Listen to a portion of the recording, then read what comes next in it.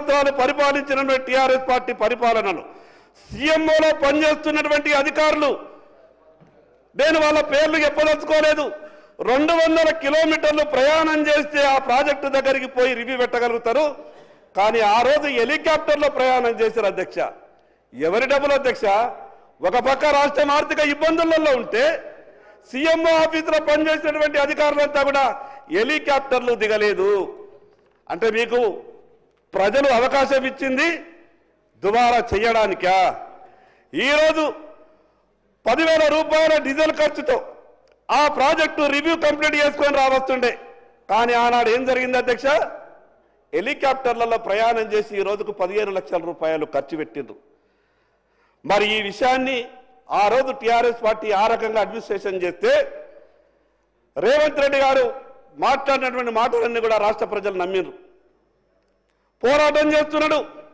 ఉత్సాహవంతుడు నిజంగానే అన్ని జరిగిపోతాయేమో ప్రభుత్వం ఏర్పడే విధంగా సహకారం చేస్తే ప్రజల కష్టాలన్నీ కూడా దూరం అవుతాయేమని అవకాశం ఇచ్చారు ఏం చేశారు అధ్యక్ష ఒక పక్క 49,500 కోట్లు ఎస్ఎల్బిసి లెక్కల ప్రకారం ఈ రాష్ట్రంలో రైతులు రుణాలు తీసుకున్నారు గత బడ్జెట్లో మంత్రి గారు చెప్పిండ్రు 31,000 కోట్ల రూపాయలు రైతుల రుణమాఫీ కొరకు మేము సేకరించి దగ్గర పెట్టుకున్నాం మిగతాది ఎట్లా సారు అని అంటే 30,000 కోట్లు వేసుకున్న వాళ్ళం ఇంకా 19,000 కోట్లు ఇవ్వడం మాకు పెద్ద కష్టమవుతుందా దాని గురించి మీకు తర్వాత చెప్తామంటే మేమేమనుకున్నామంటే అధ్యక్ష 49,500 కోట్లు రైతులకు రుణమాఫీ చేస్తారేమో గతంలో టీఆర్ఎస్ పార్టీ మాట ఇచ్చి తప్పింది ఆ మాటని కాంగ్రెస్ పార్టీ అమలు చేస్తుందేమో అని అనుకున్నాం కానీ ఏం జరిగింది అధ్యక్ష 20,000 కోట్ల రుణమాఫీ అంటున్నారు దాంట్లో కూడా ఇంకా 3,000 కోట్ల ప్రభుత్వ ఖాతాలనే ఉన్నాయి ఆ నంబర్లు తప్పుండి ఈ రోజు అధ్యక్ష మిగతా రైతులను అడుగుతున్నారు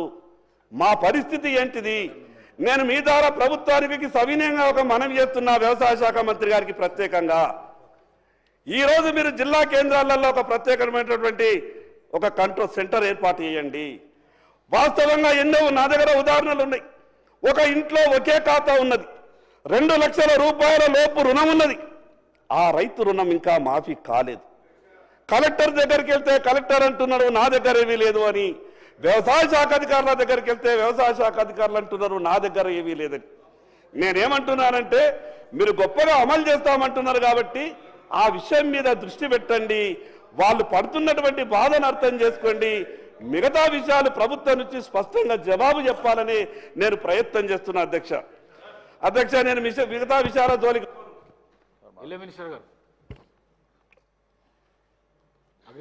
అధ్యక్ష పాయల గారికి నమస్కారం సార్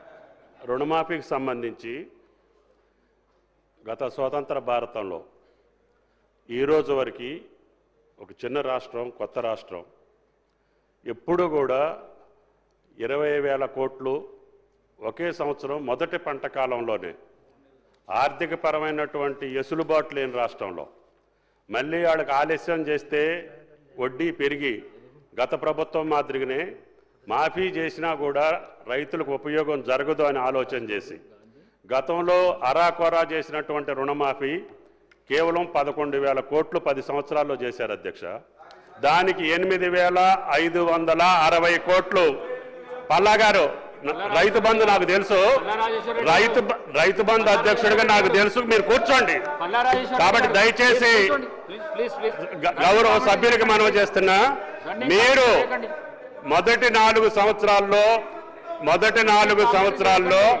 4 విడతలుగా రుణమాఫీ జరిగింది అది వడ్డీకి సరిపోయిందని రైతుల ఘోష తర్వాత టర్మ్లో 5 సంవత్సరాలకి ఎన్నికల ముందు 3 నెలల ముందు మొదలుపెట్టి కేవలం 11,000 కోట్లు రిలీజ్ చేస్తే సగం మంది రైతులకు కాకపోతే ఆ భారాన్ని కూడా ఈ ప్రభుత్వమే భరాయించి ఆ ప్రభుత్వం పరిపాలించినటువంటి 5 సంవత్సరాల్లో తీసుకున్నటువంటి అప్పులు కూడా ఎంత ఉంటాయో లెక్క చేసి ప్రతి రైతుకి ఇవ్వాలనే సదుద్దేశంతో గౌరవ ముఖ్యమంత్రి గారు మొత్తాన్ని లెక్కగట్టాము అందుట్లో పంట రుణాలు వేరు అదేవిధంగా లాంగ్ టర్మ్ లోన్స్ వేరు షార్ట్ టర్మ్ లోన్స్ వేరు మేము ఇచ్చింది కుటుంబానికి ఒక 2 లక్షల రూపాయలు ప్రభుత్వ నిర్ణయం కుటుంబానికి 2 లక్షల పరంగా మేము 20,000 కోట్లు ఈ రోజుకి రిలీజ్ చేయటం జరిగింది పాయల్ గారికి దయచేసి చెప్పేది ఏంటంటే భారతదేశ వ్యాప్తంగా ఒక్కసారి రుణమాఫీ జరిగింది అధ్యక్ష. అది మన్మోహన్ సింగ్ గారి యొక్క ఆధ్వర్యంలో. అప్పుడు దేశం మొత్తానికి 70,000 కోట్ల అధ్యక్ష. చిన్న రాష్ట్రం, కొత్త రాష్ట్రం, రైతులు ఇబ్బంది పడకూడదని మాట నిలుపుకోవటం కోసం ప్రభుత్వ నిర్ణయం 20,000 కోట్లు మొదటి పంట కాలంలో ఇచ్చామని చెప్పి గౌరవ సభ్యులకి మనవి చేస్తున్నా.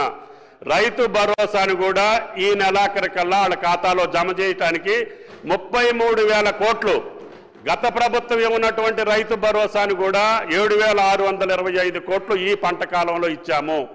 ఈ రైతు భరోసాను కూడా ఈ నెలాఖరికి ఈ ఆర్థిక సంవత్సరం లోపులని ఇస్తున్నాము. 33,000 కోట్లు రైతుల నేరుగా వాళ్ళ జేబులో వేసినటువంటి ఏకైక ప్రభుత్వం రేవంత్ రెడ్డి గారి ప్రభుత్వం అని చెప్పి గౌరవ సభ్యులకి మనం చేస్తున్నా. మోసం చేసిన వాళ్ళు, దగా చేసిన వాళ్ళు, రైతుల్ని ముంచిన వాళ్ళు ఈ యొక్క రుణమాఫీని గురించి మాట్లాడితే అసహించుకుంటారు, అపహాస్య పాలవుతారు. దయచేసి ఆ పార్టీలకి విజ్ఞప్తి, అటువంటి తప్పుడు మాటలు మాట్లాడొద్దని చెప్పి కూడా మీ ద్వారా గౌరవ సభ్యులకి మనం చేస్తున్నాం. అధ్యక్ష మీకు అవకాశం వచ్చినప్పుడు మాట్లాడండి. అధ్యక్ష అవకాశం ఇస్తాం. అధ్యక్ష, పాయల్ శంకర్ గారికి కానీ ఇతర గౌరవ శాసనసభ్యులందరికీ మనవి చేస్తా ఉన్నా, డిమాండ్స్ నడుస్తున్నాయి అధ్యక్ష. ఏ సబ్జెక్టుకు సంబంధించిన డిమాండ్స్ వచ్చినప్పుడు ఆ సబ్జెక్ట్ మాట్లాడితే దానికి సంబంధిత మంత్రులు కానీ ప్రభుత్వం కానీ జవాబు చెప్పడానికి ఉంటుంది. డిమాండ్స్ అనే అంశానికి వచ్చే వరకు ఈరోజు మనం ఇండస్ట్రీస్, ఐటీకి సంబంధించి, పంచాయతీరాజ్కి సంబంధించి, మా ట్రాన్స్పోర్ట్ బీసీ వెల్ఫేర్కి సంబంధించిన డిమాండ్స్ అంశాలు మాట్లాడాలని మీ ద్వారా గౌరవ సభ్యులను కోరుతా ఉన్నాను అధ్యక్ష. ఇప్పుడు చాలా డిమాండ్స్ ఉన్నాయి, అనేక. రేపొద్దున పవర్ డిమాండ్ ఉంది, మొన్న అగ్రికల్చర్ డిమాండ్ అయిపోయింది. ఆ డిమాండ్ సంబంధించి వారి సభ్యులకు అవకాశం ఇచ్చినాము. ఆ సభ్యులకు అవకాశం ఇచ్చినప్పుడు దాన్ని సద్వినియోగపరచుకునిగా మళ్ళా సంక్షేమానికి పోయి మళ్ళా ఇంకేదైనా పోతే మళ్ళీ జనరల్ సార్ అప్రాప్రియేషన్ బిల్లు ఉంటుంది, అప్పుడు మాట్లాడమని చెప్పండి. అప్రాప్రియేషన్ బిల్లు అన్ని మాట్లాడమని చెప్పండి. స్పెసిఫిక్గా ఈ హౌస్ డిమాండ్కి సంబంధించి ప్రస్తావన చేసి హౌస్ టేబుల్ పైన పెట్టినప్పుడు ఆ డిమాండ్స్ పరంగానే మాట్లాడేటట్టు మీరు కూడా గౌరవ సభ్యులకు తెలియజేయాల్సిందిగా మీకు కోరుతా ఉన్నాను అధ్యక్ష. అధ్యక్ష, పాయల్ శంకర్ గారు, నేను ప్రభుత్వాన్ని విమర్శించాలని దురుద్దేశంతో నేను మాట్లాడతలేను అధ్యక్ష. అధ్యక్ష, సంక్షేమ పథకాల మీద, సంక్షేమ పథకాలకు సంబంధించినటువంటి ఆ పద్ధతుల మీద చర్చ జరుగుతున్నటువంటి సందర్భంలో రాష్ట్ర ఆర్థిక పరిస్థితి బాగుంటేనే కదా మనం సంక్షేమ పథకాలు అమలు చేయగలుగుతామని చెప్పే ఉదాహరణలో మాత్రమే ఈ విషయం చెప్పిన అధ్యక్ష. ప్రభుత్వం బాగుంటేనే సంక్షేమ పథకాలు అమలవుతాయి. ప్రభుత్వం బాగుండడం అంటే ఏమధ్యక్ష? ఈ ఆర్థిక పరిస్థితి బాగుండాలి. ఆర్థిక పరిస్థితి బాగుండడానికి ప్రభుత్వం తీసుకున్నటువంటి చర్యల మీద కూడా చర్చ జరగాలి అధ్యక్ష. పరిపాలన అంటే కేవలం అప్పులు తీసుకురావడం, ఉన్న భూముల్ని అమ్మడమే పరిపాలన కాదు అధ్యక్ష. భూములు అమ్మడానికి పాలకులు ఎందుకు అధ్యక్ష? భూములు అమ్మడానికి పాలకులు అవసరం లేదు, రియల్ ఎస్టేట్ ఏజెంట్లు సరిపోతుంది. పాలకులుగా మనం ఈ రాష్ట్ర సంపదను పెంచాలా. రాష్ట్ర సంపదను పెంచిన తర్వాత ఈ రాష్ట్ర ప్రజలకు ఆర్థిక ఫలాలు పంచాలా. నేను ఎందుకు ఈ విషయం చెప్తున్నట్టు అధ్యక్ష, ఒకరోజు 96లో ఇదే హౌజ్లో ఉమ్మడి ఆంధ్రప్రదేశ్ రాష్ట్రం ఉన్నప్పుడు, ఇదే హౌజ్లో ఉమ్మడి ఆంధ్రప్రదేశ్ రాష్ట్రం ఉన్నప్పుడు పాయల్ శంకర్ గారు ప్లీజ్ మీరు డిమాండ్స్ పైనే మాట్లాడండి ప్లీజ్. మా పాయల్ శంకర్ గారు మాట్లాడుతూ ఉన్నారు. కేంద్రంలో ఉన్న వారి సర్కార్ ప్రైవేటీకరణ చేయాలనే ఉద్దేశంతో ప్రభుత్వ రంగానికి సంబంధించిన ఎన్ని సంస్థలను అమ్మకానికి పెట్టడం జరిగింది. ప్రైవేటైజ్ చేయడానికి ఆఖరికి డిఫెన్స్ సెక్టర్ను కూడా ప్రైవేటైజ్ చేస్తూ ఉన్నారు. ఎల్ఐసికి సంబంధించిన అంశం ప్రతి ఒక్కరికి కూడా తెలుసా? కోట్లాది మంది ఈరోజు దాని పరంగా విచారం వ్యక్తం చేస్తా ఉన్నప్పటికీ మేము ఖచ్చితంగా చేస్తాం. అంటే నిధుల సమీకరణ విషయంలో కేంద్రంలో తీసుకున్న నిర్ణయానికి వారు మద్దతు పలుకుతూ రాష్ట్ర ప్రభుత్వానికి సంబంధించి ఈరోజు నిధుల సమీకరణ చేసుకోవాలి, సమకూర్చాలి, ప్రభుత్వ సంక్షేమ పథకాలను అమలు చేయాలనే ఓ లక్ష్యంతో ముందుకు పోతే దీన్ని మాత్రం క్రిటిసైజ్ చేస్తారు. ఒక విధానం అటువైపు, ఒక విధానం ఇటువైపు. ఏంది అధ్యక్ష? పాయల్ శంకర్ గారు బాగా చదువుకున్న వ్యక్తి, ఆ అవగాహన ఉన్న వ్యక్తి. కేంద్ర ప్రభుత్వం అయితే కరెక్ట్ అట, రాష్ట్ర ప్రభుత్వం చేస్తే తప్పట. ఇదేంది అధ్యక్ష? ఇది నేను మళ్ళొక్కసారి దయచేసి కోరుతా ఉన్నాను. సంక్షేమ పథకాలకు సంబంధించి పద్దుల్లో సంక్షేమ పథకాలకు సంబంధించిన పద్దుల విషయంలో వారు వచ్చినప్పుడు వారు కానీ వారి సభ్యులు కానీ మాట్లాడమని చెప్పండి అధ్యక్ష. ఈరోజు డిమాండ్స్ ఉన్నాయి, చాలా డిమాండ్స్ ఉన్నాయి. ఆ డిమాండ్ సంబంధించి రాత్రి 8 అవుతుందో 9 అవుతుందో ఇంకా చాలా మంది సభ్యులు కూడా దీంట్లో పాల్గొనే అవకాశం ఇవ్వాలని మిమ్మల్ని కోరుతా ఉన్నారు. దాన్ని దృష్టిలో పెట్టుకొని పాయల్ శంకర్ గారు ఈ సబ్జెక్ట్ సంబంధించి మంచి సూచనలు ఇవ్వండి, సజెషన్లు ఇవ్వండి. మేము ఇప్పుడే మొదలుపెట్టినాం మా ప్రభుత్వానికి సంబంధించిన కార్యక్రమాలు, మీరు మంచి సూచనలు ఇవ్వాలని కోరుతా ఉన్నాను. పాయల్ శంకర్ గారు. అధ్యక్ష, నేను ఎప్పుడు కూడా ప్రభుత్వం మీద రాజకీయపరమైనటువంటి విమర్శలు ఏ రోజు కూడా ఈ సభకు వచ్చిన నుంచి కూడా చేయలేదు అధ్యక్ష. నేను ఎందుకే అంటే ప్రభుత్వం బాగుండాలన్నప్పుడు ప్రభుత్వ ఆర్థిక పరిస్థితి బాగుండాలని దాని మీద 2 మాటలు మాట్లాడే ప్రయత్నం చేసిన. చివరికి ఈ పద్ధతుల మీద మాట్లాడమన్నారు కాబట్టి మంత్రి గారు ఈ పద్ధతుల మీదనే మాట్లాడతా. జనరల్గా పద్ధతుల మీద మాట్లాడేటప్పుడు కొన్ని ఉదాహరణలు చెప్పాల్సి వస్తుంది కాబట్టి చెప్పే ప్రయత్నమే చేస్తున్నా. మరి ఆర్థిక మంత్రి గారు సంక్షేమం కిందికే వస్తుంది, ఇది రైతుల సంక్షేమం కిందికి వస్తుంది. సంక్షేమం అనేది సాంఘిక సోషల్ వెల్ఫేర్ అన్నప్పుడు అందరూ వస్తారు దాంట్లో. కాబట్టి పోయిన బడ్జెట్లో రైతులకు ఫసల్ బీమా కొరకు బడ్జెట్ కేటాయించారు అధ్యక్ష. వ్యవసాయ శాఖ మంత్రి గారికి మీ ద్వారా సవినంగా విజ్ఞప్తి చేస్తున్నా, ₹1 కూడా కట్టలేదు. మీరు సవరించుకొని ఈసారి ఫసల్ బీమాలో పంటల బీమా పథకం తీసుకురండి. దాని ద్వారా రైతులు బాగుంటారు అధ్యక్ష. ప్రభుత్వం మీద భారం పడది. ఈరోజు వడగండ్ల వాన వల్ల రైతులు నష్టపోతున్నారు. అందుకు ఆ రకంగా మీరు ఆలోచించాలని అధ్యక్ష. ఇక మున్సిపాలిటీ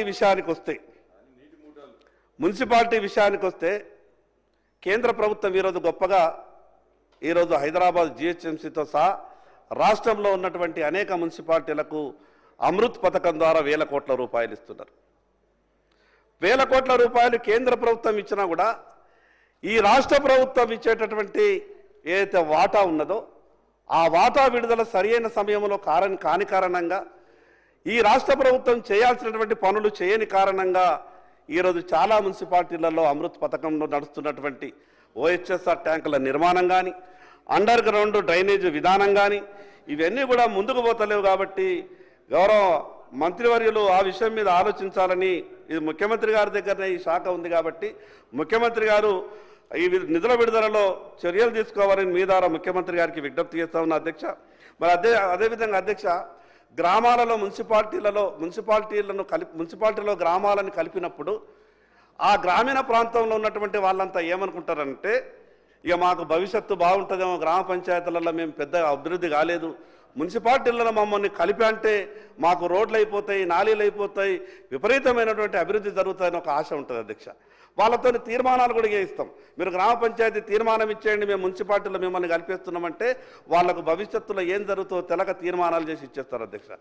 గ్రామ పంచాయతీలు మున్సిపాలిటీలో కలిసిన తర్వాత అభివృద్ధి సంగతి దేవుడెరుగు అధ్యక్ష. రూరల్లో గ్రామీణ ప్రాంతంగా వాళ్ళు ఉన్నప్పుడు NREGS ద్వారా వాళ్ళకు లబ్ధి దొరుకుతుండే.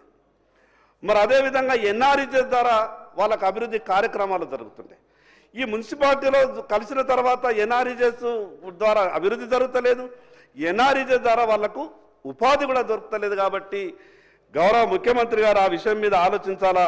మరి అదేవిధంగా అధ్యక్ష, ఈ HMDL గత ప్రభుత్వ నిర్వాహకం పెద్ద పెద్ద కంపెనీలకు ఏం చేశారు అధ్యక్ష? 25 చెరువులు, 1,50,000 నుంచి 2 లక్షల కోట్ల రూపాయల విలువైనటువంటి భూములు, 25 చెరువులు బడా రియల్ ఎస్టేట్ కంపెనీలకు అప్పగించారు.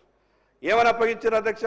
మీ దగ్గర నిధులు ఉన్నాయి కదా, CSR నిధుల ద్వారా మీరు అభివృద్ధి చేయండి, మాకు సహకరించండి అని ప్రభుత్వం చెప్పంటే వాళ్ళు ఆగమేఘాల మీద ప్రభుత్వం దగ్గరకు వచ్చి నాకు 4 చెరువులు ఇవ్వండి నేను అభివృద్ధి చేసిస్తా, నాకు 2 చెరువులు ఇవ్వండి నేను అభివృద్ధి చేసిస్తానంటే నిజంగానే వాళ్ళు అభివృద్ధి చేసిస్తారేమని అనుకున్నాం అధ్యక్ష. 25 చెరువులు ఆయా కంపెనీలకు ఇచ్చేటప్పుడు చెరువుల విస్తీర్ణం ఎంత ఉండనో కొలిసి ఇయ్యలేదు. తీరా ఒక్కొక్క చెరువుకు 3 కోట్లు 4 కోట్లు అభివృద్ధి అనేది చెప్పి దాంట్లోకెళ్ళి సగం జాగాల్ని, సగం స్థలాలని, ఆ భూముల్ని, చెరువుల్ని రియల్ ఎస్టేట్ కంపెనీలు కబ్జా పెట్టినాయి. ప్రభుత్వం ఇప్పటి వరకు చర్య తీసుకోలేదు. నేను మీ ద్వారా ప్రభుత్వానికి విజ్ఞప్తి చేస్తున్నా, ఏ 25 చెరువులను బడా రియల్ ఎస్టేట్ కంపెనీలకు ఆ రోజు అభివృద్ధి చేయడానికి అప్పగించారు, వాళ్ళు మాత్రం లేక్ వ్యూ అనే పేరు పెట్టి 4 కోట్లకు పోయేటటువంటి ఫ్లాట్ని 16, 17, 20 కోట్లకు అమ్ముకున్నారు. కానీ అక్కడ అభివృద్ధి మాత్రం జరగలేదు. ఉన్నటువంటి చెరువు పూర్తిగా కబ్జాకు గురైంది. దాని మీద ప్రభుత్వం చర్యలు తీసుకోవాలని మీ ద్వారా విజ్ఞప్తి చేస్తా ఉన్నా. మరి అదేవిధంగా అధ్యక్ష, ఈ మధ్యన అర్బన్ డెవలప్మెంట్ అథారిటీస్ క్రియేట్ చేసిండ్రు. ఈ రాష్ట్రంలో ఉన్నటువంటి దాదాపు అన్ని మున్సిపాలిటీలు అర్బన్ డెవలప్మెంట్ అథారిటీస్గా క్లియర్ చేసిండ్రు. నేను కూడా నా Adilabad municipality urban development authority కిందకి వచ్చేసింది. నేనేమనుకున్నానంటే అర్బన్ డెవలప్మెంట్ అథారిటీ వచ్చేసింది, ఇక డబ్బులు బాగా వస్తాయేమో అని నేను అనుకున్నా. ప్రభుత్వం స్పష్టం చేయాలి. కొత్త గ్రామ పంచాయతీలను మున్సిపాలిటీలో కలిపినప్పుడు ఉపాధి పోయింది, ఎన్ఆర్ఈజెస్ పోయింది.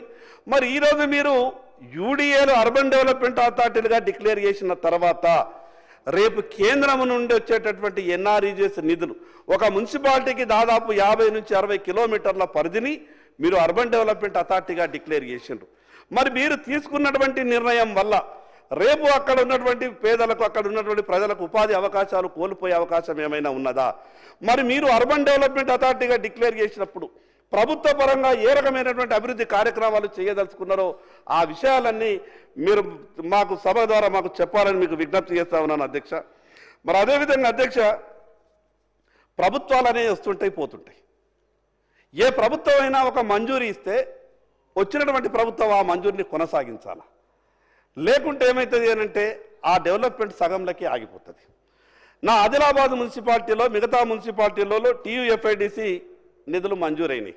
నేను కొత్తగా ఎమ్మెల్యే అయిపోయింటే నా దగ్గరికి అధికారులు కాగితాలు తీసుకొచ్చిండ్రు. సార్, మన దగ్గర 60 కోట్లు మంజూరైనాయి, మీరు అవి కొంచెం నిధుల విడుదలలో జాప్యం అవుతున్నది, కొంచెం తొందరగా విడుదల చేస్తే మనకు రోడ్లన్నీ అయిపోతాయంటే నాకు పెద్ద అనుభవం లేక నేను ఆ కాగితం పట్టుకొని హడావుడిగా హైదరాబాద్ వచ్చేసిన. ముఖ్యమంత్రి గారికి నాకు పాత పరిచయం ఉన్నది, నేను పోయాంటే నాకు ఇచ్చేస్తాడు అనంటే నేను ముఖ్యమంత్రి గారికి కాగితం ఇచ్చిన. అన్నా, నేను కొత్తగా ఎమ్మెల్యే అయితే నా ఆదిలాబాద్లో పనులు కావాలా, 60 కోట్లు పాత ఏదో ఉన్నాయనంటే ఇక వాళ్ళు చెప్పేది వాళ్ళు చెప్పిండ్రు. వాళ్ళు ఏదో లెక్కకు మించి మంజూరులు ఇచ్చారు కాబట్టి నిధుల విడుదలలో జాప్యం అంటారు. ఈరోజు మీ ద్వారా గౌరవ ముఖ్యమంత్రి గారికి విజ్ఞప్తి చేస్తున్నా. మరి సభలో అదేవిధంగా సెక్రటరీ గారు వారు కూడా ఉన్నారు, దానకిషోర్ గారు, చాలా మంచి అధికారి. పాపం ఎంత మంచి అధికారంటే పోయి చెప్పిన తర్వాత నేను కొంత నారాజైతే నీ బాధను అర్థం చేసుకుంటున్న ఎమ్మెల్యే గారు, నేను తప్పకుండా మీకు న్యాయం చేస్తాను అన్నాడు. కానీ నేను మరొక్కసారి ముఖ్యమంత్రి గారికి విజ్ఞప్తి చేస్తున్నా, మా వెనుకబడ్డటువంటి ఆదిలాబాద్ అటువంటి జిల్లాలలో ఉన్నటువంటి మున్సిపాలిటీలకు టీయూఎఫ్ఐడిసి ద్వారా మంజూరైనటువంటి నిధులన్నీ కూడా విడుదల చేయాలా. మరి అదేవిధంగా అధ్యక్ష, ఆ మున్సిపాలిటీలు బాగుండాలంటే మున్సిపాలిటీలకు అధికారాలు కూడా ఇవ్వాలి. అధికారాలన్నీ హైదరాబాదులో పెట్టుకొని మున్సిపాలిటీలో జరిగేటటువంటి ఏ పనినైనా మేము దాన్ని మొత్తం హైదరాబాద్లో టెండర్ పెడతాం, ఆ కాంట్రాక్టర్ అంతా కూడా మా గుప్పిట్లోనే ఉండాలా, అక్కడ బల్బు పెట్టాలన్నా హైదరాబాద్ నుంచే పంపిస్తాం, అక్కడ నల్ల రిపేర్ చేయాలన్నా హైదరాబాద్ నుంచే పంపిస్తామంటే ఇది సరి అయినటువంటి పద్ధతి కాదు అధ్యక్ష. ఈ ప్రభుత్వం దగ్గర ఉండే అధికారాలు ప్రభుత్వం దగ్గర ఉన్నాయి విపరీతంగా. స్థానిక సంస్థలకు వాళ్ళకి ఇచ్చే అధికారాలు వాళ్ళకి ఇస్తేనే కదా అధ్యక్ష వాళ్ళు ఏమన్నా చేసేది. అందుకే మీ ద్వారా ప్రభుత్వానికి విజ్ఞప్తి చేస్తున్నా, మున్సిపాలిటీలకు స్వేచ్ఛనివ్వండి, మున్సిపాలిటీలకు అధికారాలు ఇస్తేనే బల్బులు వాళ్ళు పెట్టుకోలేరా అధ్యక్ష? బల్బుల టెండర్ హైదరాబాద్లో జరగాల్సినటువంటి అవసరం ఏమున్నది? అందుకే మున్సిపాలిటీలకు ఇచ్చేటటువంటి అధికారాలు వాళ్ళకి ఇవ్వాల్సిందిగా మీ ద్వారా విజ్ఞప్తి చేస్తున్నాను అధ్యక్ష. మరి అదేవిధంగా అధ్యక్ష, మున్సిపాలిటీలలో తాగడానికి నీళ్లు లోకల్ సోర్స్ ఏం లేదు అధ్యక్ష. ఈ భగీరథ వచ్చింది అధ్యక్ష, గ్రామంలో కానీ మున్సిపాలిటీలో కానీ లోకల్ సోర్స్ ఎక్కడా కూడా లేదు. ఉన్నటువంటి లోకల్ సోర్స్ అన్నీ కూడా చనిపోయినాయి. అక్కడ మున్సిపాలిటీలో ఉన్నటువంటి కనీస చెరువులని కబ్జా కాకుండా ప్రభుత్వం చర్యలు తీసుకోవాలి అధ్యక్ష. 200 కిలోమీటర్లకు వెళ్ళి ఈ అమృత్లో రావాలా, ఇంటింటికి నల్లా రావాలంటే ఎక్కడా వస్తలేదు అధ్యక్ష. దాంతో చాలా ఇబ్బందులకు గురవుతారు. ఇప్పటికే ఈ సంవత్సరం నీటి ఎద్దడి విపరీతంగా ఉన్నది. నేను మీ ద్వారా గౌరవ ప్రభుత్వంలో ఉన్నటువంటి పెద్దలకు విజ్ఞప్తి చేస్తా ఉన్నా, ఎప్పుడు ఈ 30-32 సంవత్సరాల నా రాజకీయ జీవితంలో ఏ రోజు కూడా ఇంత కరువు కనిపించలేదు. ఇది మార్చి నెలలో ఉన్నాం, ఇప్పటికే భూగర్భ జలాలన్నీ కూడా అడగంటిపోయినాయి, మంచినీటి ఎద్దడి స్టార్ట్ అయింది. ప్రత్యేకంగా మున్సిపాలిటీల మీద ఈ యొక్క మంచినీటి ఎద్దడి నివారించే విధంగా ప్రభుత్వం చర్యలు తీసుకోవాలని మీ ద్వారా విజ్ఞప్తి చేస్తున్నాను అధ్యక్ష. మహిళా సంక్షేమం అందరం కోరుకుంటాం, మహిళా సంక్షేమం జరిగితేనే మనం అంతా బాగుంటామని.